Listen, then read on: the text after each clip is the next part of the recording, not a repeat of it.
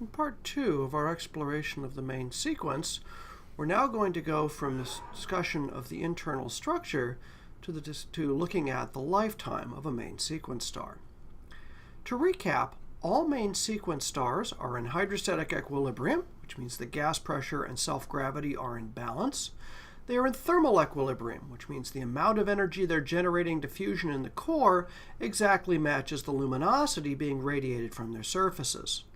The energy source of all main sequence stars is hydrogen fusion into helium in the core. As a main sequence star ages, the core steadily builds up helium. This change in composition causes the star to get slowly brighter and to grow slowly in radius. The next question one can ask is, because hydrogen fusion is the primary energy source and the steady buildup of helium has an effect on the outward appearance of the star, how long can a main sequence star continue to generate energy by hydrogen fusion in its core? We refer to this timescale as the nuclear timescale. Tau nuc is equal to F times epsilon mc squared divided by L. Let's break this down. F is the fraction of the star's mass where it is hot enough for fusion. It's not the entire mass of the star, only that fraction of the star whose temperature exceeds about 10 million degrees Kelvin, the threshold for the onset of nuclear fusion of hydrogen to helium. Epsilon, little e there, is the efficiency of matter energy conversion. How much energy is liberated through nuclear fusion.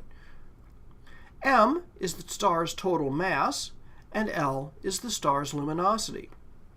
You'll recognize an equation like this when we were computing the lifetime of the sun in a previous lecture, where we looked at the amount of energy available, in this case F epsilon mc squared, divided by the luminosity, the amount of energy being lost per second.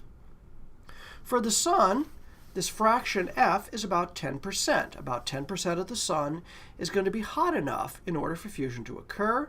Epsilon, we already know that. This is nuclear fusion of hydrogen to helium, so it's 0.7%. About 7 grams of matter disappears into energy for every kilogram of hydrogen that's fused. Putting these together with the mass and luminosity of the sun and the speed of light, c squared, gives us a nuclear timescale of 10 billion years, a number we derived in our lecture on the age of the sun. How long a star lives depends upon the combination of parameters.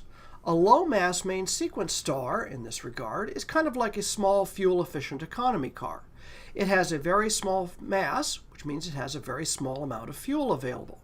However, offsetting that smaller mass, it has a lower power engine. It has lower energy requirements. The mass-luminosity relationship tells us that the luminosity of a main sequence star scales like the mass to the 4th power. So a small mass star has a very low luminosity and therefore a low energy requirement. Furthermore, it consumes its fuel very slowly as a consequence. It doesn't have a lot of energy needs, and even though it doesn't have a lot of fuel, it doesn't need to consume that fuel as rapidly. As a consequence, using this analogy, a low-mass star has less hydrogen, it's low mass, but it also has a very low luminosity. So fusion can proceed very slowly in the core in order to keep it in a state of thermal equilibrium, in the state where the energy generation is balanced by the energy losses from the surface as luminosity. The expectation, therefore, is that low-mass stars will burn their fusion fuel so slowly that they should stay on the main sequence for a very long time. At the other end of the main sequence, a high-mass main sequence star is like a big, gas-guzzling Humvee. It has a very large mass and a very large high-capacity fuel tank. It has a really big, honking, high-power engine, but that means it has very large energy requirements. Because the car is heavier, you got to use more energy to get it to go. As a consequence, it's got to burn its fuel really rapidly. Very large, heavy vehicles with large, powerful engines, even though they have larger fuel tanks, are burning through that fuel more rapidly. They have poor gas mileage. High-mass stars fit this analogy pretty well. A high-mass star has lots and lots of hydrogen, but it also has very high luminosity. How much higher? Like the mass to the 4th power. So a small increase in the mass is a very large increase in the luminosity requirements and therefore in the energy output requirement. So fusion has to proceed very rapidly. The star has to burn through its nuclear fuel very, very fast in the core to meet the needs of the constant shining of its high luminosity. Our expectation, therefore, is that high-mass stars are going to burn through their nuclear fuel very quickly and will leave the main sequence in a very short time. The main sequence lifetime is defined as how long a star can get all of its energy from hydrogen fusion into helium deep down in the core. This lifetime is not surprisingly the nuclear timescale. The mass-luminosity relationship, which we know holds for main sequence stars, tells us that L, the luminosity in the nuclear timescale equation, scales like mass to the fourth power.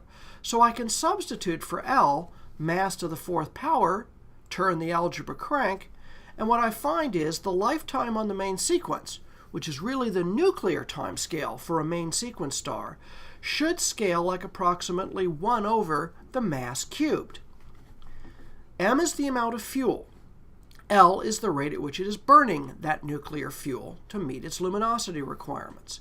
Since the luminosity goes like mass to the fourth power, but the amount of fuel only goes like the mass, the main sequence lifetime is going to be a very strong inverse function of the mass. The bigger the mass, the faster it blows through the fuel. So the implications are that a high-mass main sequence star is going to have a very short main sequence lifetime, and low-mass main sequence stars will, contrary-wise, have very long main sequence lifetimes. While they have less nuclear fuel in the form of hydrogen, they have to burn through it dramatically less, and so they can continue fusing hydrogen to helium in their cores to make up for all their energy needs for a very, very long time. How long does this work? Well, let's look at this. The statement of the main sequence lifetime is that the more massive a main sequence star is, the shorter its main sequence lifetime.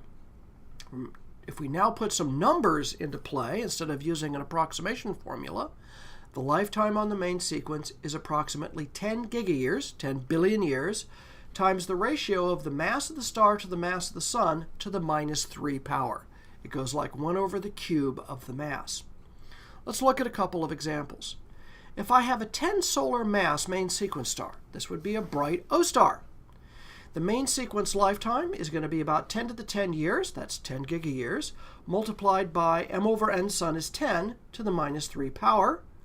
That's going to be about 10 to the 7 years, or 10 million years. So a 10 solar mass star, 10 times bigger than the sun, has a 10 to the 4th, or 10,000 times bigger luminosity. So even though it only has 10 times more fuel, it must burn that fuel at 10 to the 4 times, 10,000 times faster, in order to keep the star in thermal equilibrium. As a consequence, it burns through that 10 solar masses of star has about a solar mass, a whole sun's worth of nuclear fuel, and it burns through it in 10 million years. Let's go to the other extreme. Let's consider a red dwarf star like Proxima Centauri. A 1/10 of a solar mass main sequence star has a main sequence lifetime of 10 to the 10 years multiplied by 1 over 10 to the -3. This is now 10 to the 13 years, or 10 trillion years. So while the main sequence red dwarf star of a 10th the solar mass only has in round numbers 1/100th of a solar mass of nuclear fuel, but its luminosity is 10,000 times less than the luminosity of the sun from the mass-luminosity relationship. So even though it has a tiny amount of nuclear fuel, it burns through that really, really slowly. So slowly that it would take 10 trillion years to run out of hydrogen inside of its core. So how long a star lives on the main sequence depends entirely upon its mass. The sun, sitting roughly in the middle of the main sequence, we've already seen the numbers for this, can stay on the main sequence for about 10 billion years. A high-mass star, like a 10 solar mass O or B star, can live only about 10 million years. In other words, high-mass stars live fast and die young. If you see a high-mass star, it's going to have to be young because they don't last very long. At the opposite end of the main sequence, down around the red dwarfs, low-mass main sequence stars, like a 1/10 of the solar mass star, have lifetimes measured in trillions of years. They live slow and they live very, very long lives. Such long lives that, in fact, the universe is not old enough. At 13.8 billion years, it is not enough time for any of the red dwarfs anywhere in the universe to have run out of hydrogen fuel. Red dwarfs, in all practical purposes, last a long, long time, practically forever, even on cosmic timescales. There are some interesting consequences of the dependence of the main sequence lifetime on a star's mass, and we're going to see these consequences writ large in subsequent upcoming lectures. If you're an O or B main sequence stars, hot, high-luminosity stars, if we see those, they have to be young, because even the highest mass stars only last a few million years on the main sequence. So wherever you see hot OB stars, you know that, at least cosmically speaking, they formed relatively recently. The other side of the coin, though, is that if you're looking at a red dwarf star, and most of the stars in the sky are red dwarfs, it's actually really hard to know, is that a red dwarf that formed only 10 million years ago? Or is that a red dwarf that formed 10 billion years ago with the main formation of stars in our Milky Way galaxy? You can't tell because they age so incredibly slowly. They can burn hydrogen to helium for trillions of years. You can't tell by looking that whether it's a young red dwarf or an old red dwarf. Whereas O and B main sequence stars, they're only young because they don't really ever get old. Finally, an interesting implication for us is that the Sun is approximately 5 billion years old. Really, it's about 4.65 billion years old, to be more precise. But it's only going to be on the main sequence for another 5 billion years. The main sequence lifetime of a one solar mass star is approximately 10 billion years. So the Sun is a middle-aged main sequence star. What's it going to do as it evolves further?